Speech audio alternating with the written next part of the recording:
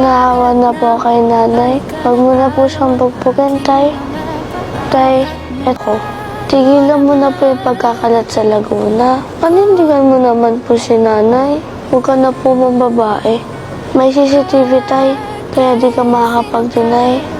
Hindi po all the time mapaprotect ka po ng mga taong may mahal sa'yo. Tigilan mo na po yung ginagawa mo sa akin at saka sa Toro family. Na ginagawa mo din po ngayon sa labas. Kapag nakakainom ka po, nagmamae ka po. Okay na po ako yung nakakita. Basta wag po yung kapatid ko. Ayoko pong lumalaki silang merong takot. Tulong ko na to sa'yo, tay. Para din sa mga kapatid ko. Tsaka kay Nanay Venus. Ginagawa ko po to kasi mahal ko po kayo. At ayoko na po makarinig ng kahit ano. Ito lang po yung magawa ko bilang anak mo po na